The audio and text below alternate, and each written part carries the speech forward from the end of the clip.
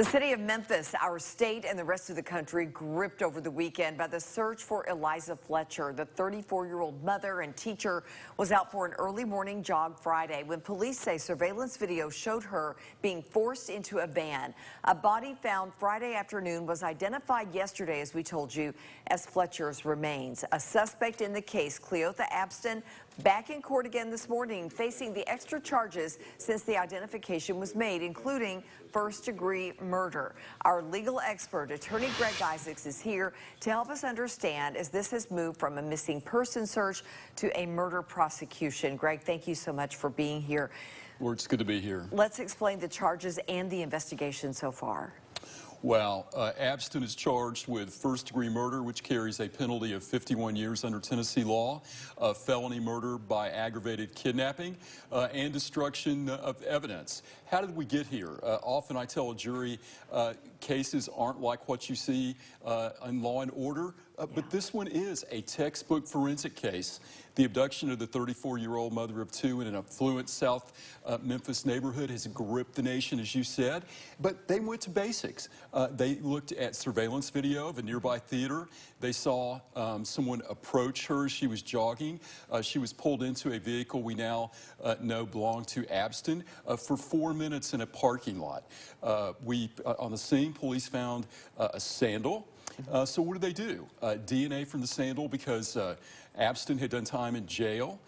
They go and they look at the forensics of the theater, the video surveillance. Where he was seen wearing that shoe. Where he was seen. Then witnesses saw him as they're on his trail, washing blood from the, washing the interior of the vehicle and washing his clothes. So then they take luminol and forensically analyze the vehicle. And lo and behold, her blood is there.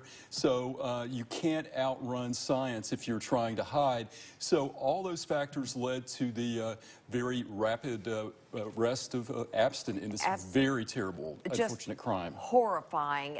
You mentioned, and we have reported, Abston spent 20 years in prison over a past kidnapping. Will that come up in this case? And again, this shows it's an example of a textbook criminal investigation, but it's also a textbook example of people asking, how does the criminal justice system fail? Abston, when he was a juvenile, received a sentence of 23 years for kidnapping an attorney that he randomly picked up off the streets in Memphis, locked in his trunk. The guy screamed, was able to run for cover. He was released early, just was released in 2020, and here he did it again. So again, you know, people are asking, why did we put the same person back on the same streets to do the same thing 20 years later? Should he have been under tighter scrutiny? Should there have been eyes on him when he got out? Well, here's what it shows. Some of the flaws in our criminal justice system, you can't lock up everyone all the time forever. True. So when you release someone, they try to do some psychological analysis, some testing. You're required to have a plan, but those plans need to be carefully scrutinized and looked at because, again, this person was released to the same streets to do the same crime.